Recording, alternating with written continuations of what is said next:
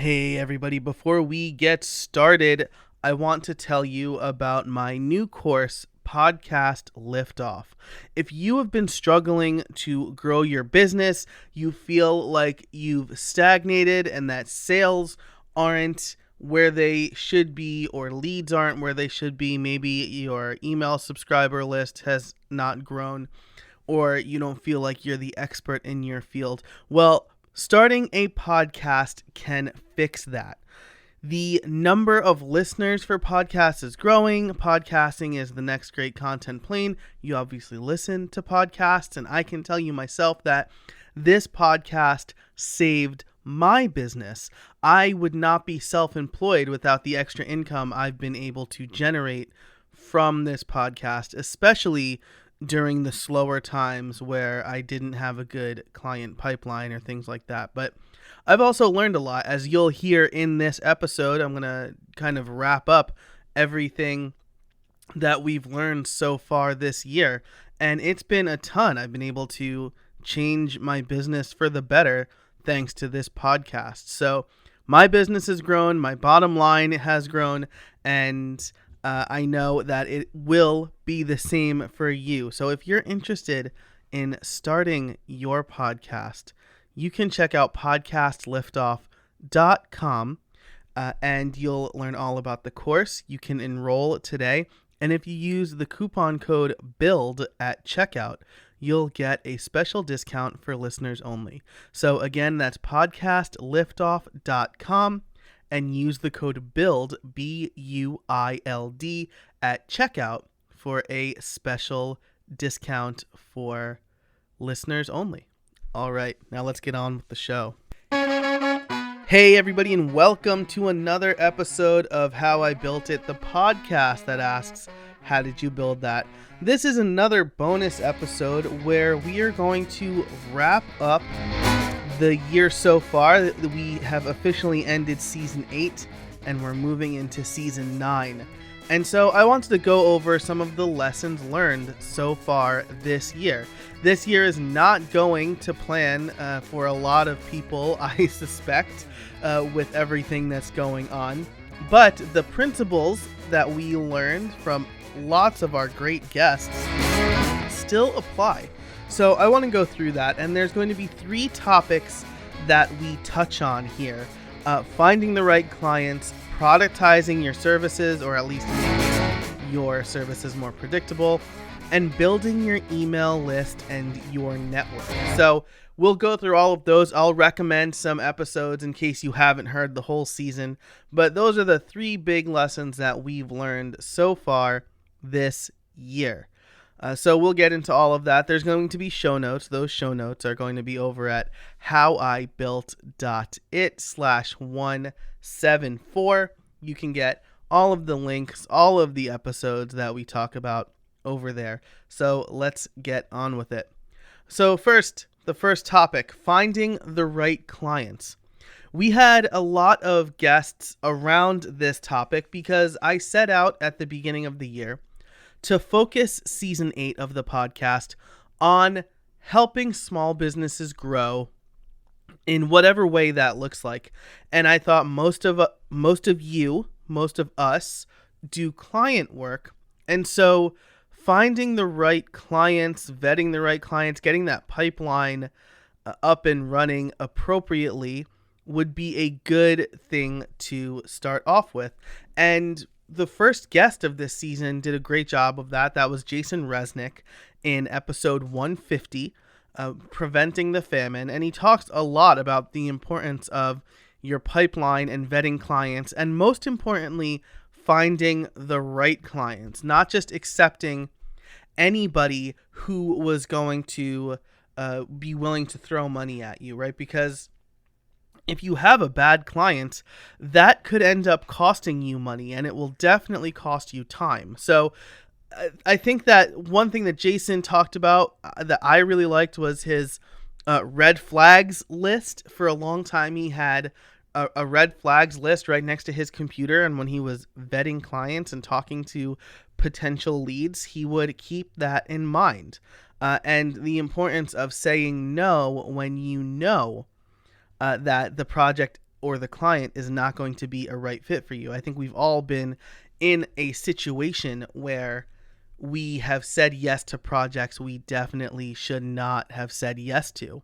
And that's rough. It kind of makes you question whether you're cut out for the kind of work that you're doing, or at least that's definitely the case for me. So one of the ways that you can do that is by niching down. And I was excited to have Sarah Dunn back on the show talking about this because I had her, I think it was nearly 2 years to the day on the show talking about how she was thinking about niching down. And she came back 2 years later to talk about her experience niching down. So some of the things that she talked about were, finding her specialty. I almost said speciality there because my daughter really likes Star Wars, and we've been watching the episode 3, Revenge of the Sith throne room scene where Obi-Wan says speciality. That's neither here nor there. That's just something I'd like to include. But it took her 8 months to find her specialty, and then she started doing the work and iterating on her process. And she said it was slower than she wanted it to be, but it worked out. And her success story about, her friend telling, or her getting a client who was told she was the expert, even though she didn't know who the referral was, she said that has paid dividends. So, I think her advice about niching down is really good too. Lower your own perceived risk as much as possible. Take baby steps. But that episode and talking about niching down is important because when you niche down, you find the clients that you most want to work with and the projects that you most want to work on.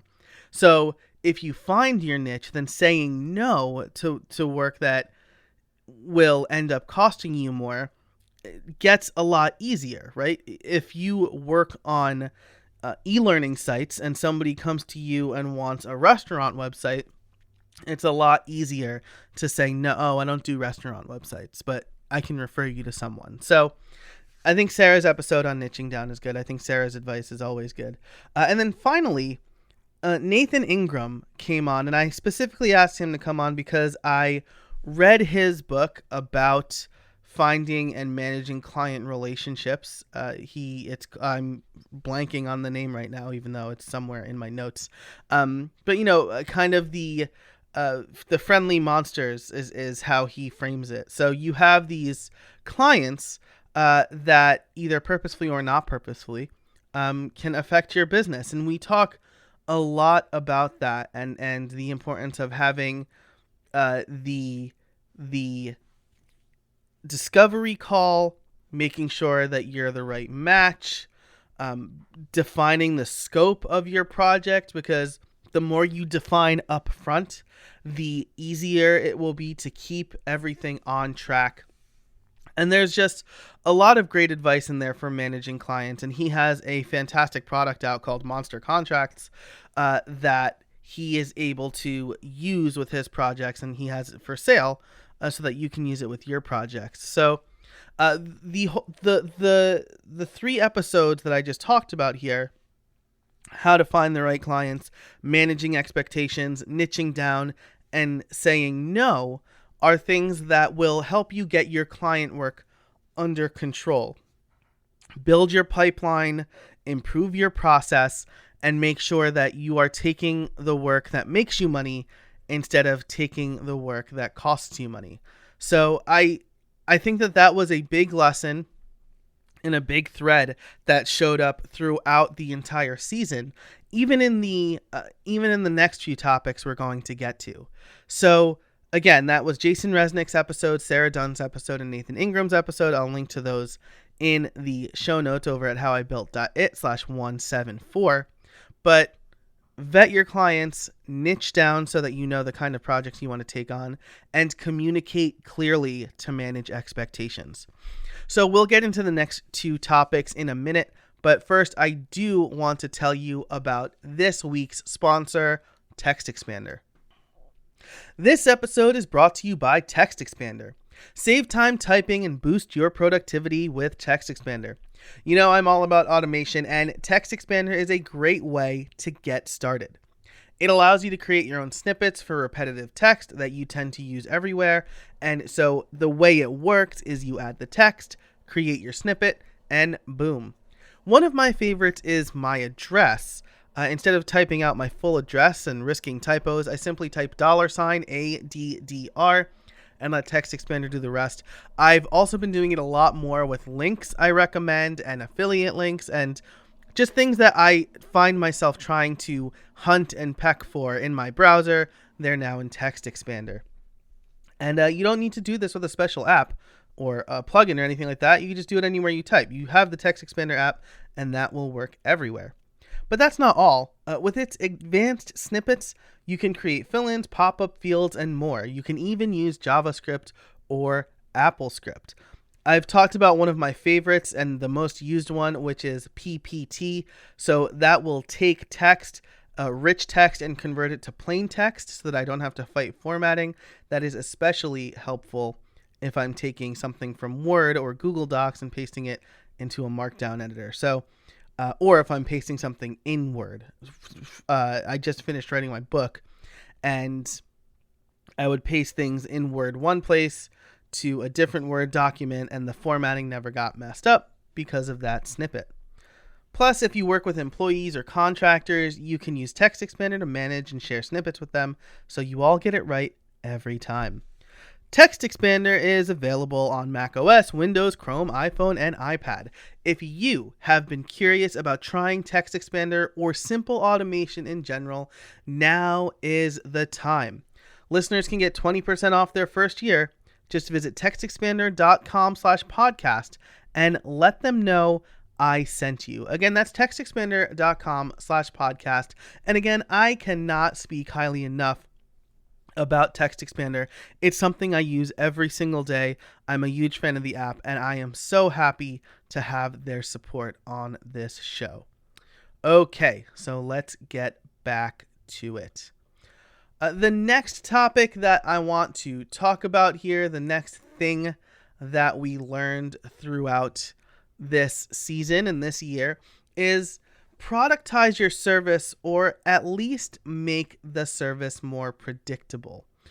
And we've heard this from a bevy of guests, starting with Shannon Schaefer. Shannon is fantastic. I mean, I just think she's a great person, but her process for the top part of the funnel, onboarding clients, is great. She can do things that you would otherwise have to pay one or two employees to do. And she is running her small team like it's a big agency, thanks to the processes that she put in place.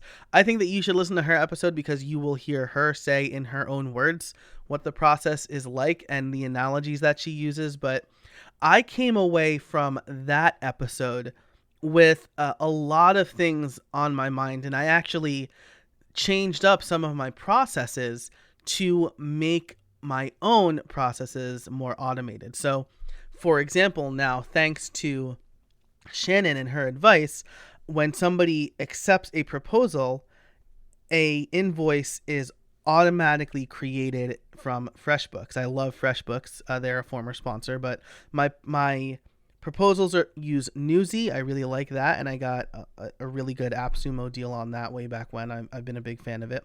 But when a Newsy proposal is accepted, an invoice is created, and then based on the line item in the invoice, once it's paid, an onboarding email is sent to the client. So if it's for my Done For You podcasting service, they get one email. If it's just generic client work, they get a different email. But either way, I don't have to worry about remembering to email them. They get the communication they need faster, and I can pick up where that automation leaves off for my own personal touches. But like if I need content or something, or they need to fill out an intake form or a survey, that's all automated. And that is thanks to Shannon's advice. So definitely check out her episode. On top of that, Matt Adams mentions kind of having a good pipeline, making your income more predictable. And I really liked the things that he said in his episode about kind of making sure that your cash flow is good. And I included that here in this section because cash flow is such an important thing that a lot of freelancers don't think about starting out. I certainly didn't. I just kind of thought, as work comes in, great, right? And Jason touches on this too when we talk about feast or famine. But Matt really drives this point home. I think it's something that's super important to him. And so he has processes in place to make sure his cash flow is more predictable. Two ways that you can, well, one way, but two different guests, that you can make your cash flow more predictable is by productizing your services. And that doesn't mean automate everything, right? When we talked to Maddie Osman, she talked about how she is making money on Fiverr and other marketplaces because she was able to take services she offers and turn them into products. So the whole process is still, high touch for her and her employees, but now it's super clear what her clients are getting. So she has a very clear process in place. And she's able to remove herself a little bit from the business and either just give final word on what is created or, have trusted employees that understand her process because she was able to productize it. And Brian Castle talks about the same thing. In my mind, Brian Castle is the productized services guy. He's repeated his own process, and now he has a course and a product to help you productize your service. A little meta, but fantastic. And so the advice that he offers is really good.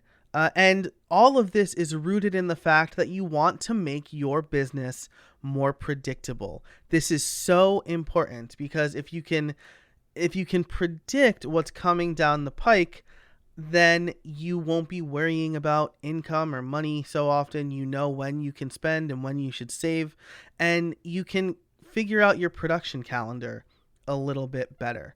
So his advice on how to start a productized service, again, was advice I took and applied to my own business with my Done For You podcasting service, with my tutorial videos. I want to make those processes as predictable as possible. So fantastic. I think that those 4 guests, kind of that suite of episodes, will really help convince you that you need to make your business more predictable. You can do that with good processes and automation like Shannon does.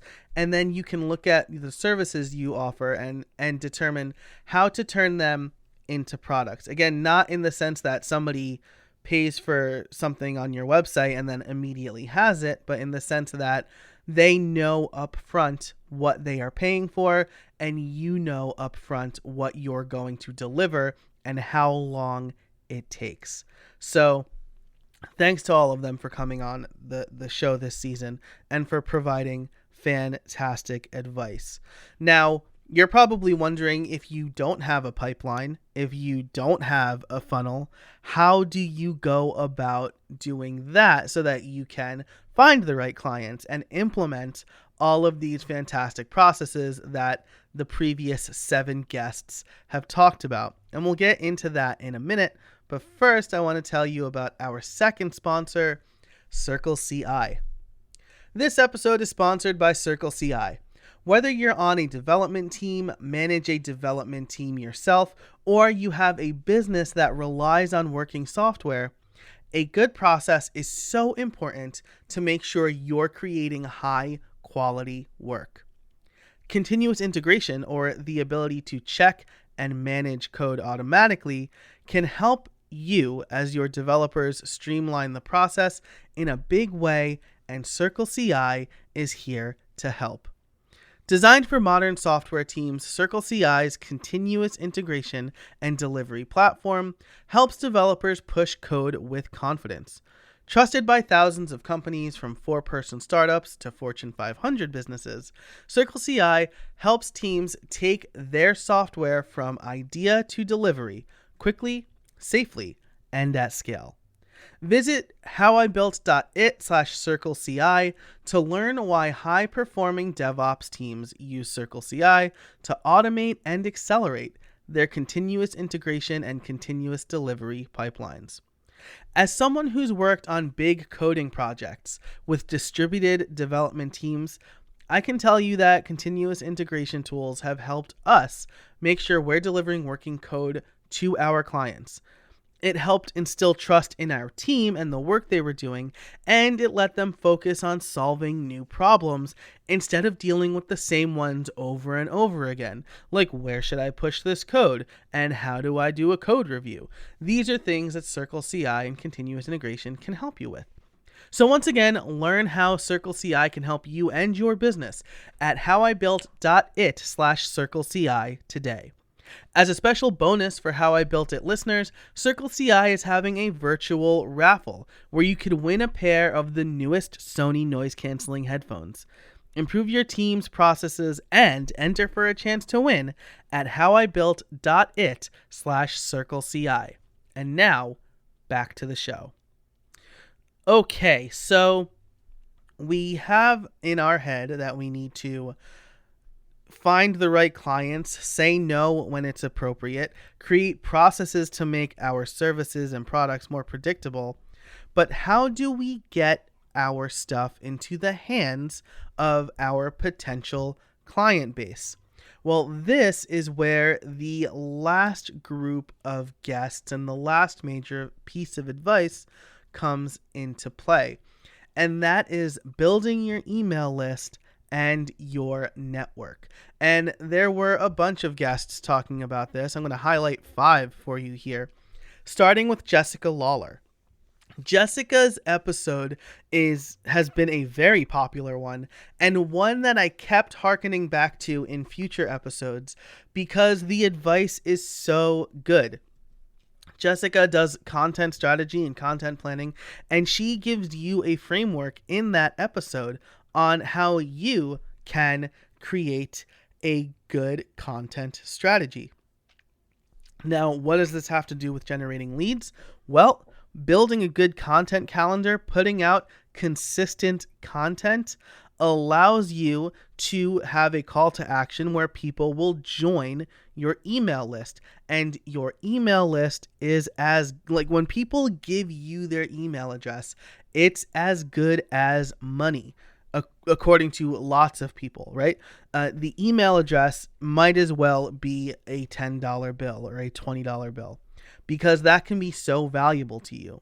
People get on your list, you continue to deliver good content to them, and then when they are ready, they will hire you. This message has been reinforced by so many people that I instinctively understand and believe it. I've seen it in action. I most recently read it on Marketing Made Simple by Donald Miller. I will link that in the show notes as well because that's been a fantastic book. But having a good content strategy is the first step in building your email list.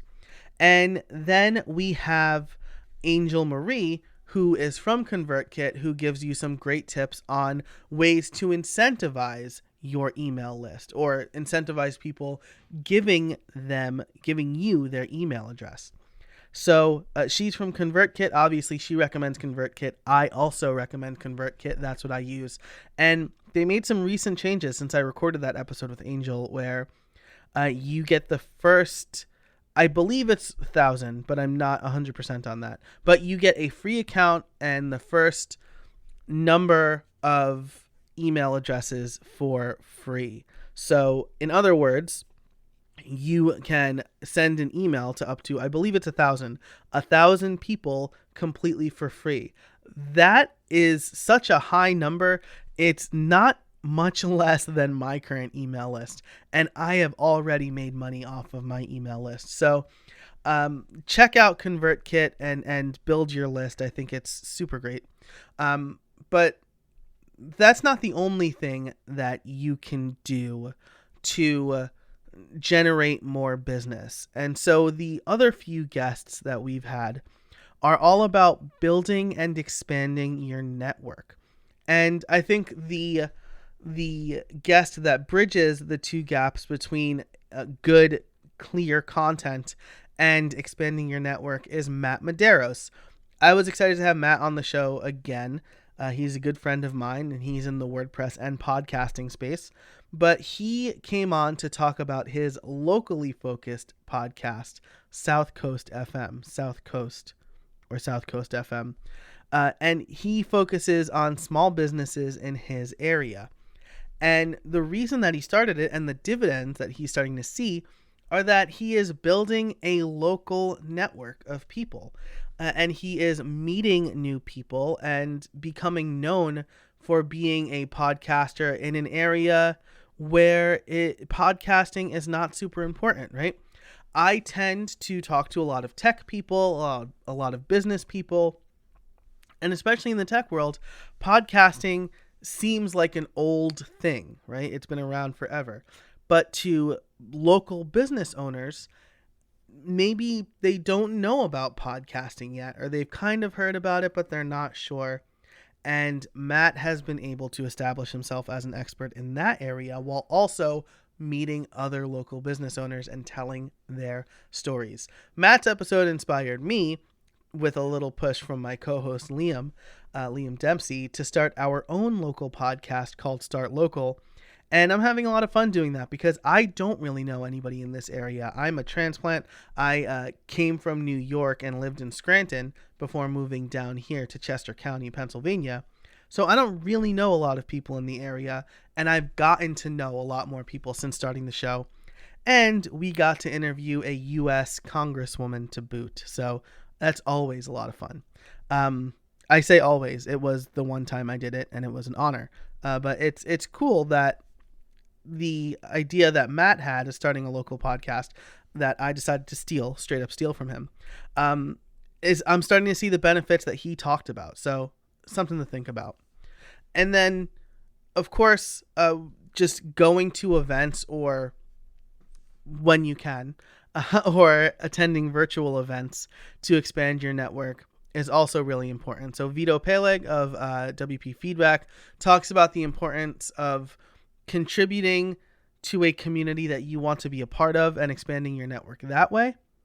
And John Vong talks about just building relationships with future and current clients by communicating clearly with them, by, again, building your email list. He focuses on local SEO. So a lot of in-person businesses, right, brick and mortar businesses, have had to move online. And because of that, he's encouraged them to expand their network through SEO, building their email or text list. And the advice that he offers and just what he has to say, I think is really good. He barely talked about his own services. We just talked about relationship building. And I thought that was really great advice. The biggest piece of advice, I think, is owning your list. So he reinforces the own your own mailing list, and be generous with your time, be generous with your knowledge. He says his goal is to make an impact and educate. And again, I just think it was really refreshing. He came on and he just gave great advice. And that's always a lot of fun. We got to kind of talk about that, especially at a time where, as I record this, a lot of stay-at-home orders are relaxing in the United States, but there's still a pandemic. So you got to be creative about building your network. And I think that he offers some creative advice for doing that. So to wrap it up here, the 3 areas that we focused on here in season 8 were finding the right clients by niching down and properly vetting and clearly communicating, making your services more predictable by productizing them and adding in processes that perhaps you can automate, and building your email list and your network by putting out good content and being generous with your time and your knowledge. People will remember that. and they will reward that. I am confident of that. I've seen it. So that's it for this episode. I hope you liked it. Thanks to our sponsors, Circle CI and TextExpander. Without their support and their generosity, this show would not happen. Or I'd have at least a much harder time putting the show on. So definitely check them out and thank them for their support. And if you're interested in checking out their products, definitely do that. All of the show notes for everything that we mentioned here will be at howibuilt.it/174. If you liked this episode, give it a rating and review on Apple Podcasts. It really helps people discover the show, and I want to reach as many people as possible. And thanks so much for listening. Until next time, get out there and build something.